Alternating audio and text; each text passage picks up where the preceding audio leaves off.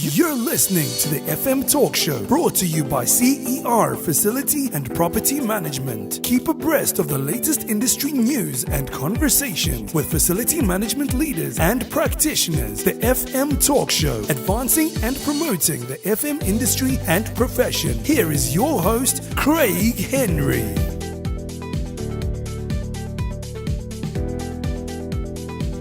We're talking facility management, all for the advancement of the FM industry and profession.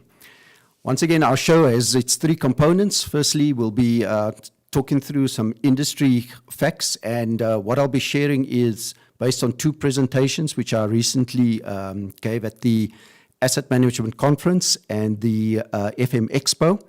We'll then have our discussion with our industry practitioner, and finally closing off again with the trip circumnavigating South Africa over towards the end of December. So starting off with some commentary, I thought what would be of interest is some personal research which I did into to quantify the asset value of South Africa, specifically the physical asset value, and the asset operating costs consequent to owning and using those assets.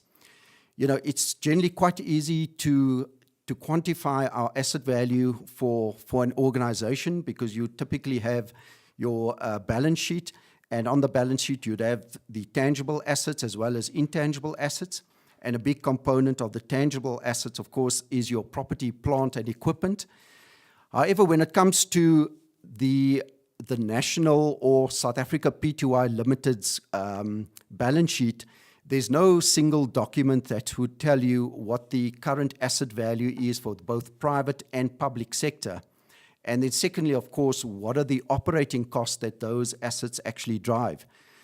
So quantifying the cost related to facility management has always been an interest of mine, and I've done several studies where always prove that facility services, facility management costs driven by owning, using, leasing the built environment will at least be the third highest cost category in any organization, after the direct cost and after employment cost. So with the Southern African Asset Management annual conference, generally that takes place in June, and this year it was hosted at the Stellenbosch area, and specifically the Spear Wine Estate. And I had the opportunity to present the asset value of South Africa and the asset operating costs for the 2017 financial year. The source of the information was both from Statistics South Africa and the annual financial statements of public sector organizations. Just due to the limited time, I'm just going to talk through the industry financials as published by Statistics South Africa. And in 2 weeks' time, I'll talk through the annual financial statements as published by the public sector entities. Statistics South Africa publishes on an annual basis various statistical releases, and one of these is called the industry financials. And essentially what they do is they survey, and this time round it was about 12,700 enterprises, which on the basis of their statistical sampling methodology, they are then able to project the national asset value, the national expenditure.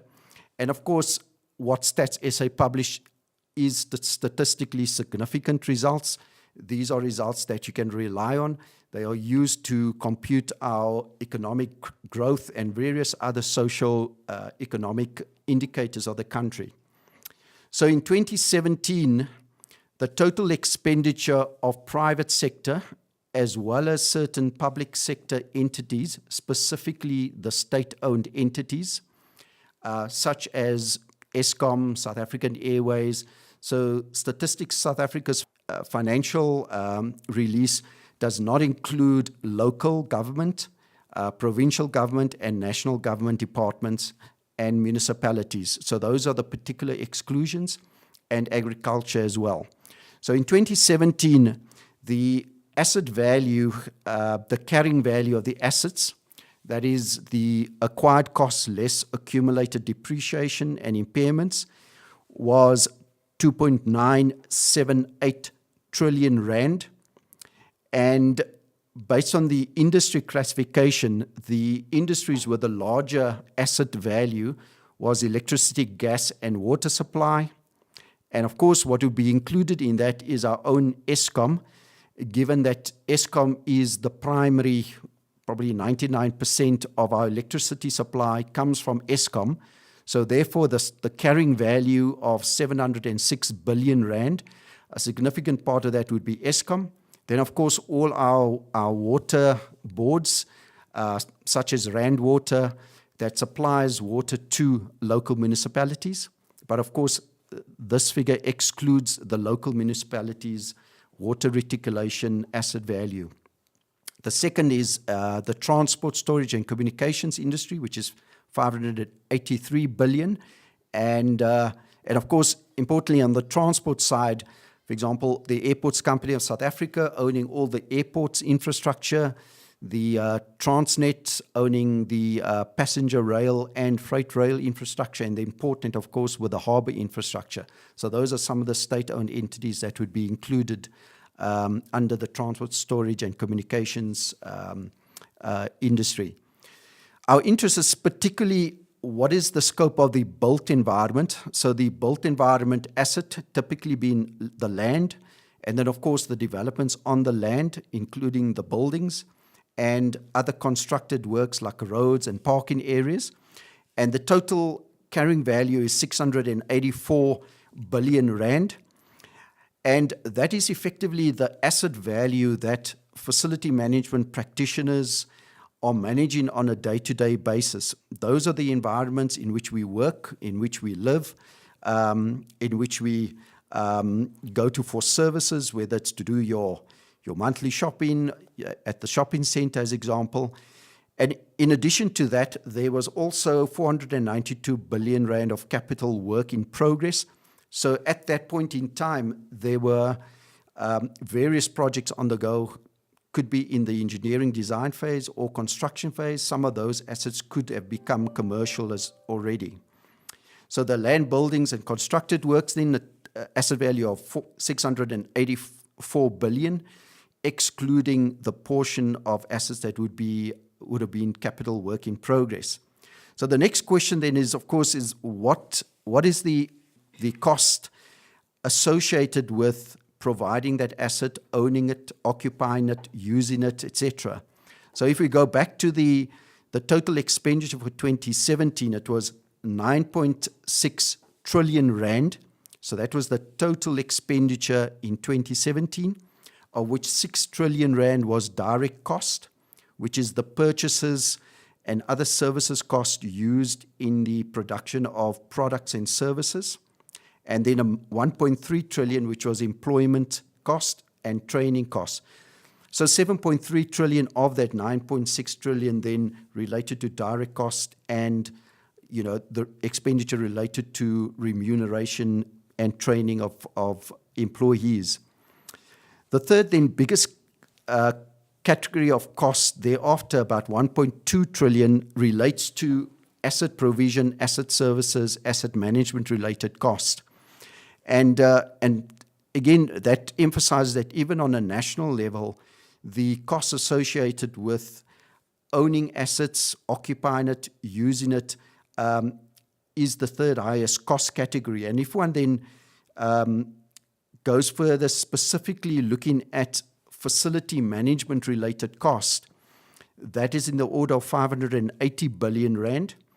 And that includes things like property rates, property leasing costs, property utilities, the built environment asset depreciation costs, insurance premiums, facility services like printing, stationery, postal courier service, about 14 billion, traveling, accommodation, entertainment, 37 billion, facility maintenance, 37 billion, and security services, 21 billion. So when we look at these costs, these are costs that, as I said, in any organization would be at least the third highest cost category. And so they have a very material impact on the profitability of that organization. And hence the effective, efficient managing of our facilities has not only a benefit in terms of the creating an environment, a safe, secure environment in which people work and in which they deliver service, but also contributes to a cost efficiency that has a very material bottom line effect for that organization. So we'll continue with just talking around these numbers from a national perspective, and we'll spend a bit more time on the facility services and management aspect in 2 weeks' time. But I hope that you found those numbers certainly of interest, and I would certainly encourage and challenge you to try and quantify your facility services and management costs for your own organization, and actually corroborate whether it is as significant as I've personally experienced. And it would be good to have another discussion on the subject. You're listening to the FM Talk Show, brought to you by CER Facility and Property Management. CER Facility and Property Management is capable to meet the diverse needs of any organization where the built environment is a core enabler of the organization's strategy and operational performance. CER Facility and Property Management is part of the greater CER ecosystem of people-centered enterprises, focusing on high-performance facilities and physical assets, and range from advisory to operational services, and over the life cycle of the built environment, from portfolio strategy, design, construction, occupational readiness, operations, and repurposing. CER Facility and Property Management, built environments for human flourishing.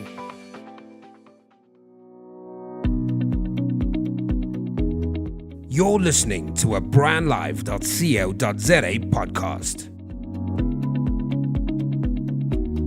So we are going on to our conversation with our industry practitioner, and we would like to welcome Ronelle Isaacs. She's the health and safety practitioner for Eaton, and thanks also to Eaton for allowing Ronelle to participate in this discussion. Eaton is a global technology leader in diversified power management solutions that makes electrical, hydraulic, and mechanical power operate more efficiently, effectively, safely, and sustainably. And the point of our discussion today is specifically, again, focused on facility management, and in particular, that it is well known that several facility services are actually outsourced. That has been the trend for many years, and we thought it would be good to have a discussion around the role or the management of health and safety in an outsourced environment. So Ronelle, I would really like to welcome you to our show, and thank you very much for joining us in this conversation. Thank you, Craig. So Ronelle, just to start off with, just looking at a typical facility, and one of the things we've discussed in early session is just the diversity of facilities. So we can have, an industrial, can have a commercial, residential facility. But in your sort of experiences, what are the type of facility services that are typically outsourced in your environment or other environments in general? Okay, Craig, if you look at the industry, you mentioned some industrial as well as commercial. We'll focus a little bit on commercial, though all of them fall under the umbrella of the Occupational Health and Safety Act. And in the Act itself, there's more than 51 regulations that needs to be taken care of. And in your facilities, you'll find you're looking at anything to do with window cleaning, ladder services, servicing of your lifts, looking at confined space entry with it. So it could be anything that falls under the scope of our Occupational Health and Safety Act, and ensuring that you provide the correct services for the people that is occupying those buildings. And often, organizations look at outsourcing as kind of like an easy way out a way to maybe get rid of something that is just frustrating to manage. And part of that might include certain health and safety responsibilities that the organization is accountable for. Is there any health and safety related activities or services that an organization can outsource? And if it does, is there any other assurances that they need to make sure that their accountability is, their responsibility may be outsourced, but their accountability, of course, cannot be outsourced? You can outsource as many of the activities as you want, as long as you understand what the activities are that take place in that building, and how comfortable do you feel as a facility manager outsourcing a huge responsibility. So what normally needs to go with that is you need to do a risk assessment and decide whether or not I can outsource this. Is there a possibility that someone could seriously injure themselves, or there could be a fatal injury as well? So you need to look at all of that, and in the scope of that, decide which of those activities you would like to outsource. And sometimes it's easier to outsource your softer issues like your hygiene and looking at issues where if you do inspections, those types of things. But it would be seriously advisable if you look at the risk associated with each activity in the building. I'm not sure with the commercial setup, you might have more than one activity, more than one business even, and you need to understand what is taking place in that building. The things that are most likely to outsource, you look at your emergency and response, your fire, checking of those of that equipment, and on the basis of that, you can decide whether or not you need to service them more frequently. Again, depending on the activity in the building. Yeah, thanks. And I think the point you're making on the risk assessment, and often that is often what organizations grapple with is, how do I make the decision to outsource? And fortunately, the ISO, we have an ISO standard now, one of the facility management ISO standards, which actually deals specifically with guiding organizations in making that decision. How do you specify those services? How do you contract, and how do you manage those services further? And so I think really for all listening, it is so important to understand your criteria for making those decisions, and the risk assessment is a very important part. So Ronald, in terms of many organizations, and you mentioned a few services that are typically outsourced. Now, organizations, in terms of the Act, are obligated to have, for example, health and safety committee meetings, health and safety representatives. How does one include a supplier or a contractor in your general health and safety management activities, responsibilities on a day-to-day basis? Okay, typically in an industrial setup, it's way easier, because then you have that amount of people where you can assess, are there more than 20 people, can you elect a safety rep?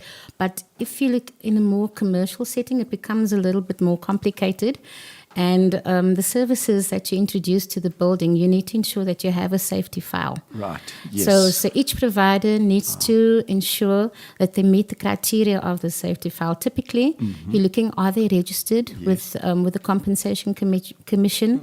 Because in the event that something does happen, you don't want to be liable as a facility manager. So the workman's compensation is sort of an insurance or a guarantee that if somebody comes into your building, they've got their registration number, they get injured, they can actually go on their registration number to be treated at the hospital or medical facility. But if they don't, you as a facility manager become liable, and you have to take that cost onto yourself. So as a facility manager, number one, you yourself need to be registered with the Compensation Commissioner, so that if anybody comes into a building and they trip and they fall and they need to be treated, they will be treated on that compensation number. Yeah, thank you. Yeah, thank you very much.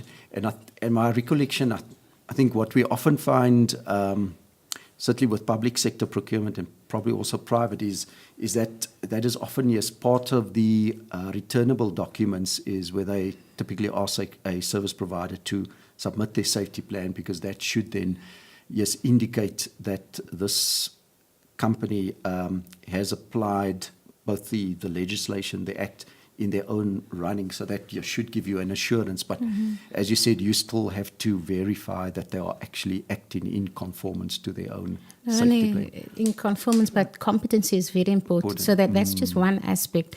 So you're going to hire somebody and you're going to get them to do the electrical work. Have they been registered with EXA? Are they an accredited person? It's very important because that will also indicate their level of competency. Because if you need to testify and say that I hired this guy based on his track record and based on his competency, you need to be able to show.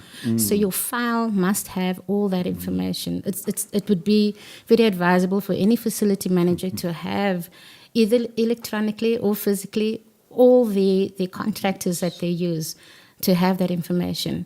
And what's very important, if you subcontract, so you're hiring a contractor, do you know whether or not that person is subcontracting, and is that subcontractor competent as well? So you need to interrogate. You can't take it at face value that the person that you bring into your building is competent. They might be wearing an overall that states the name, but does that mean that the person is accredited to do the work? Thank you. And you mentioned something about someone, tripping and falling whilst on your premises. And, it's the norm that wherever one typically goes, whether it's an office, whether it's a shop, you inevitably come across this, what is called this disclaimer. So basically saying, we are not responsible for whatever happens to you. Now, does that have, any legitimacy? Because it almost says that, we can't be held accountable for anything that happens to you.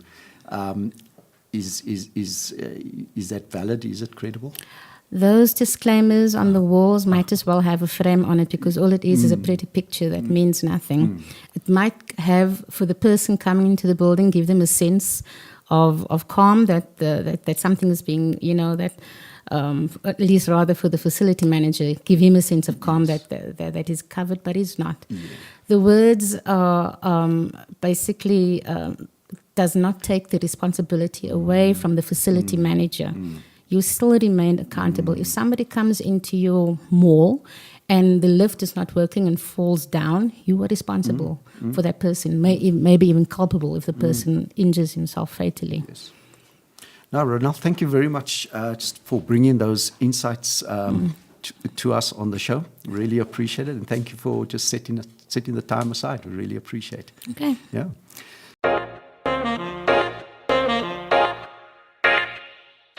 Podcasting, the practice of using the internet to make digital recordings of broadcasts available for downloading to a computer or mobile device. Or, as they say in South Africa, a fantastic way to tell a good story or to bring your brand to life. To find out more on how podcasting can change your brand, speak to us at brandlive.co.za. brandlive.co.za. We bring your brand to life.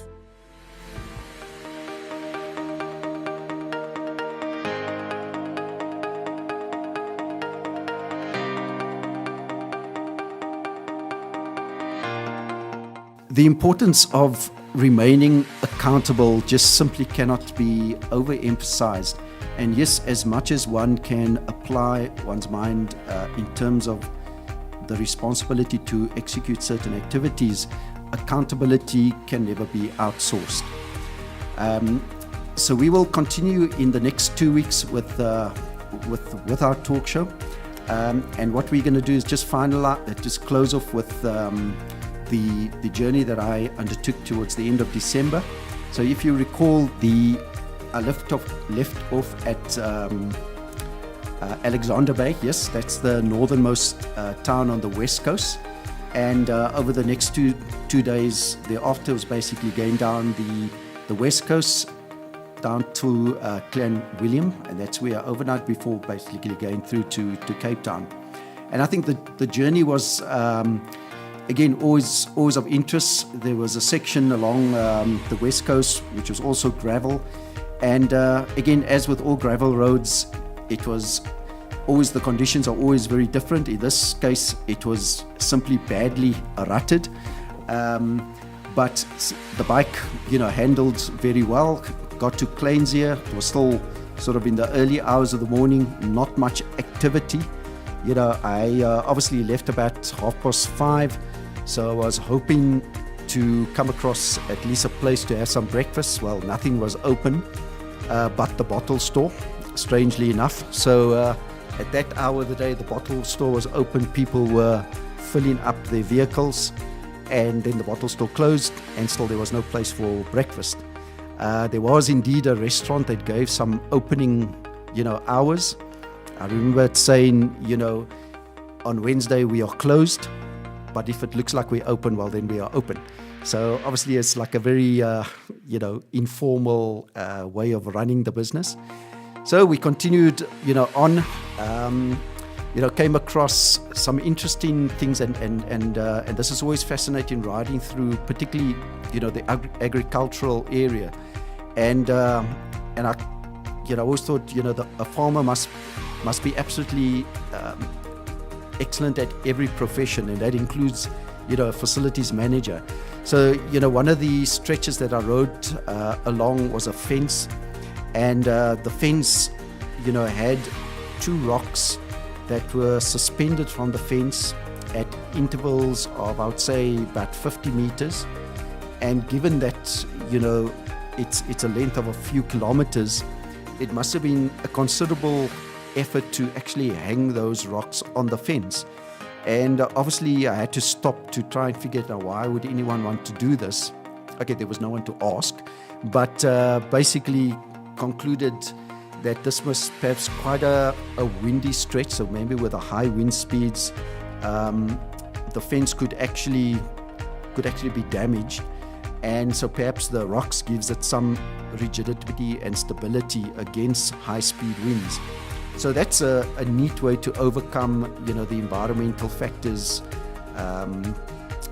imposed on that fence.